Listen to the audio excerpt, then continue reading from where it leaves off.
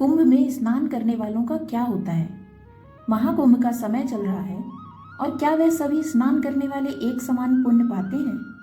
और क्या वह सभी को स्वर्ग प्राप्त होते हैं? राधे राधे। एक समय की बात है, सोमवती स्नान का पर्व था। संगम घाट पर बड़ी भीड़ लग रही थी। भगवान शिव पार्वती आकाश से गुजर रहे थे। पार्वती ने कहा, इतनी भीड़ क्यों है? भगवान शिव ने कहा, सोमवती पर्वत त्रिवेणी में स्नान करने वाले स्वर्ग जाते हैं। उसी का लाभ लेने के लिए यहाँ स्नानानियों की भीड़ जमा है। पार्वती जी का कौतूहल तो शांत हो गया, पर उनको एक नया संदेह उपजा।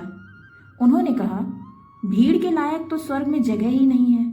छोटे से स्वर्ग में यह सब कैसे आ पाएंगे? पार्वती जी ने ऐसा कहकर अपना संदेह प्रकट किया और इसका समाधान चाहा। भगवान शिव बोले, शरीर को गीला करना एक अलग बात है, पर मन की मलिनता को धोने वाला स्नान करना जरूरी है। मन को धोने वाले ही स्वर्ग जाते हैं।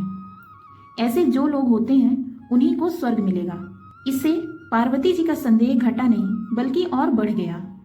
पार्वती जी ने कहा, यह कैसे पता चलेगा कि किसने अपना शरीर धोया है और किसने अपने मन को संजोया है?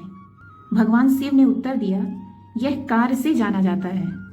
तब मां पार्वती ने कहा, मुझे तो कुछ समझ नहीं आ रहा है, आप प्रत्यक्ष उदाहरण देकर समझाने का प्रयत्न करो। इसके बाद भगवान शिव ने एक कुरूप कोढ़ी का रूप बनाया और पार्वती जी को सुंदर सजा दिया।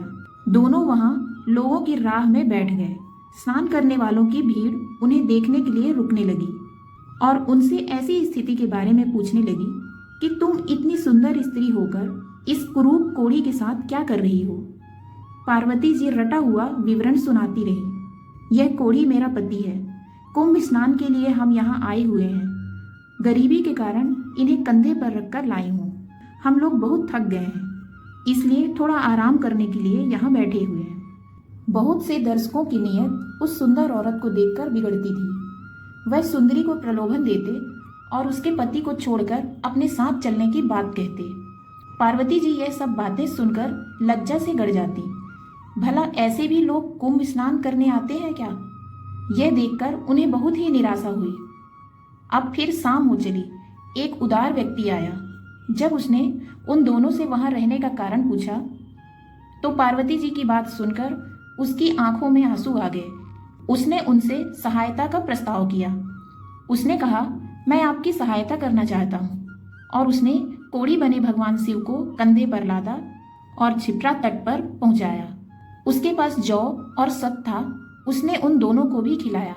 साथ ही सुंदरी को बार बार नमन करते हुए कहा, आप जैसी देवियां ही इस धरती की स्तंभ हैं। धन्य है आप, इसे इस प्रकार अपने पति की धर्म को निभा रही हैं। अब पार्वती जी को समझ आ गया, उनका प्रयोजन पूरा हुआ। अब शिव और पार्वती जी वहां से उठे और कैलाश की ओर चले गए।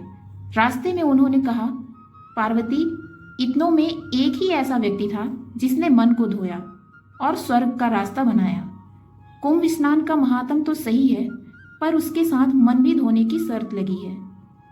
पार्वती जी समझ गईं कि कुंभ महात्म सही होते हुए भी क्यों लोग उनके पुण्य के फल से वंचित रह जाते हैं।